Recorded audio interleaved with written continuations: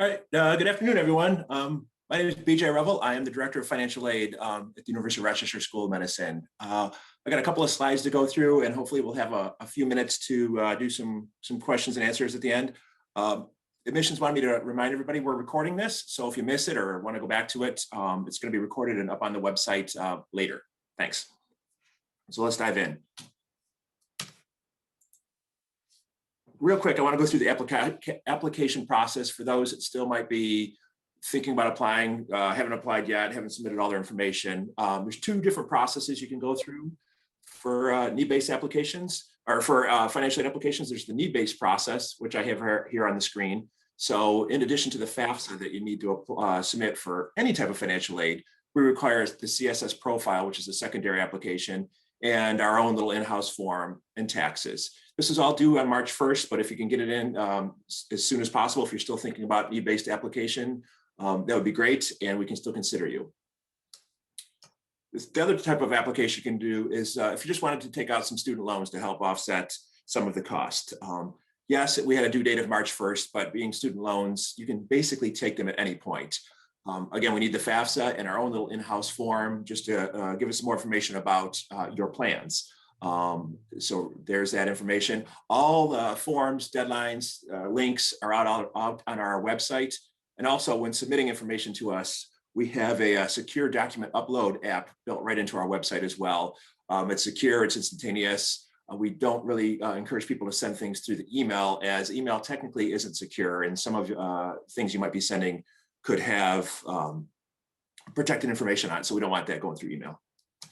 All right. We have been the last couple of weeks fiercely sending out award letters, and I kind of want to go through the two important pieces of an award letter for those that have already received theirs. I'm basically caught up to date. If you have submitted your financial aid application materials, you should have had your award letter sent out to you at least in the last couple of days. So our award letters look basically like this. I took a screenshot of a basic one, changed the name, and we have the two important pieces, the cost of attendance and the actual financial aid. So this is our actual cost of attendance for the 21-22 school year. The direct expenses, the things you're billed for, are tuition and fees, the student fees. So that's billed roughly 50% in the fall, 50% in the spring, and that'll show up on your student account. However, we do build in estimates for off-campus housing, groceries, personal expenses, transportation, etc. These are real expenses, you're just not billed for them. So, but we put that all together to come up with the total cost of attendance. And as you see, it's about $84,000 for the 21-22 school year.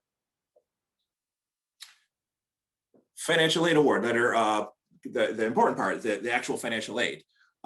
This is a generic award letter that I've created for someone who's medium financial neediness. It's not what everybody's going to receive by any means. Some may get more, some may get no institutional aid, but I just kind of created a medium financial need award letter for this example. At Rochester, our two need-based aid awards that you'll see on a financial aid package that has need-based aid is the Fannie and Henry Rice Scholarship and the Rochester Prize. These are need-based awards calculated when we reviewed your application in conjunction with your financial neediness, the neediness of all of our students, the neediness of my kid first, and that's the rate for any loan taken in that school year. Then going forward, in years 2, 3, and 4, there would potentially be a new interest rate for those loans, and it's fixed for those loans. So theoretically, at the end of your education, you could have, well, if you take 2 different types of loans per year times 4 years, you could have 8 different interest rates on your loans. It's supposed to be in line with how the economy is going. That's the theory behind it. These rates are a little bit lower than years past. So the interest rates this past year or this current year are a little bit lower than in years past because the economy was a little bit lower. However, right now, due to the CARES Act that was signed into law about a year ago, interest rates are actually set temporarily to 0 until the end of September of this year, which would include new loans as well. So come October 1st, whatever the new interest rate will be, that'll kick in on October 1st. These loans also have an origination fee. So it's in essence a processing fee that the direct loan folks hold back to offset some of their costs. This is not something that schools are happy with, and I'm sure it's not something that students are happy with, but it's what we're dealt with. The unsubsidized one, origination fee is a little over 1%, as you can see, and the Grad Plus loan is a little over 4%. These fees are actually deducted from the loan at disbursement. So if you take a $10,000 unsubsidized loan, for example, they're going to hold back a little over $100 of that loan when it's dispersed to your student account. So for some of you that want to do some math and borrow kind of just what you need, just take that into account, that these two fees come off the top of whatever you borrow.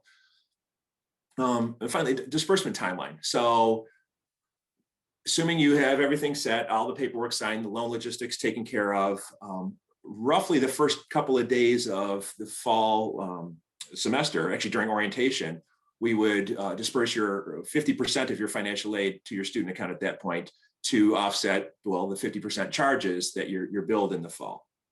If you take just enough to cover your bill, then your bill will be paid.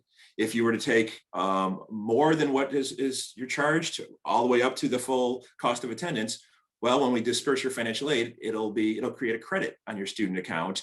And then the university, the bursar's office would issue you that credit back as a refund. We can do it by check, we can do it by direct deposit, and that would be then your funds to live on for the semester. And then come spring semester, same thing. The other 50% of your charges are billed to your student account, and the other 50% of your financial aid would be dispersed to your student account at that point as well. We try to get it within we can't do it too early. The law doesn't allow us to do it really before school starts. So we try to do it like the first day or two of each semester. So hopefully by the end of that week or early the following week, basically the second week of the semester, you would have a refund for those looking to have funds to live. Some other things that the financial aid office does is obviously, instead of just, or in addition to just handling the financial aid, we do financial wellness. We can help you with budgeting or spending plans. We do a lot of debt management and loan counseling, especially this time of the year with our graduating fourth year students.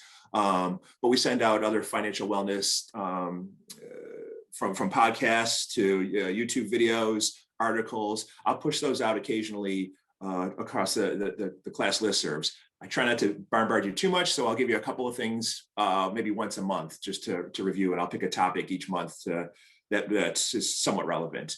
I'll bring in guest speakers. This spring we had a speaker that did a talk on credit scores and credit reports and how to review, fix, improve your credit score. And for our fourth year students, we also brought in an individual that specializes in mortgages for young medical professionals, knowing full well that as you leave medical school, you could be in a position where your debt is quite a bit higher than your resident salary, but you may also want to buy a home. So this individual has lots of experience in that, and he came in and gave a good talk on that. So we tend to bring in some speakers as well from time to time about things surrounding the financial wellness topic.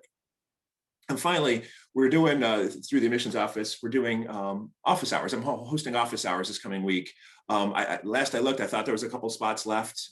So they're there. If they get full, we'll see if we can open up another time slot. I'm really slammed with doing fourth year entry or exit counseling on student loans, but I'll see if we can get another one in if these two fill up.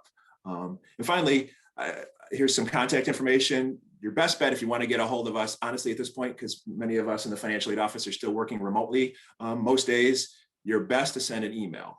Sometimes one of us is in the office and the phone, you can get us on the phone, but send an email that's looked at multiple times a day. Yeah, so that's pretty much that. I've seen a couple of questions pop in over the chat. Let me see if I can get them. Isn't health insurance included in that fees? So the original cost of attendance I put up, I did not include health insurance in that total cost of attendance. Health insurance is mandated if you're not covered elsewhere. If you would like to opt into the university's health insurance, that's fine. And we would include that in your specific cost of attendance. And then we could award financial aid to offset that additional cost as well. Many students do that. That's perfectly fine.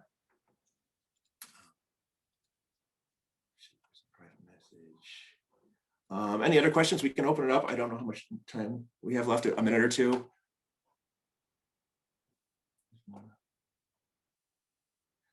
How much is tuition likely to change each year? So tuition does go up. I'm not going to say it's not. It tends to go up somewhere between 3% and 4%.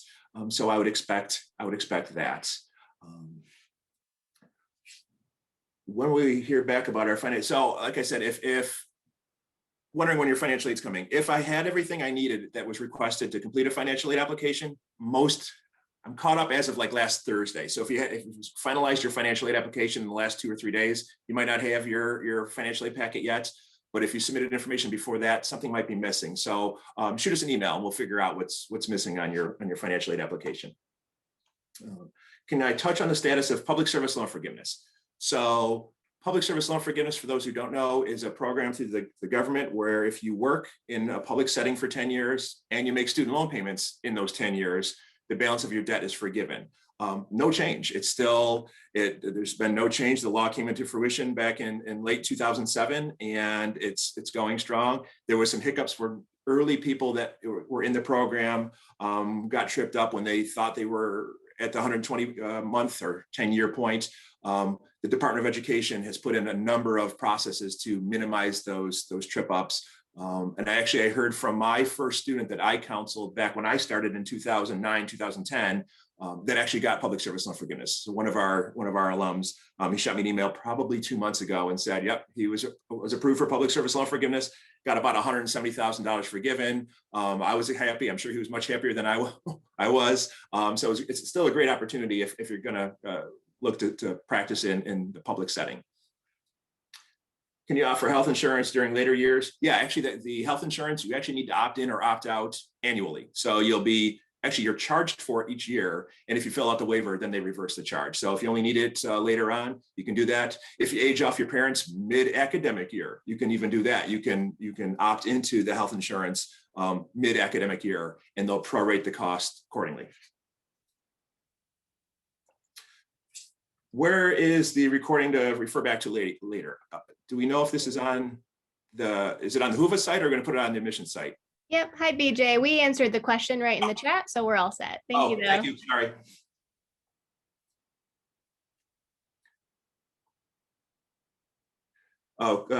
Clarifying that the tuition likely to rise 3 to 4%. Yes, 3 to 4% every year, I would anticipate, not over the 4 years. So each year, year over year, it's probably going to go up 3 to 4% per year.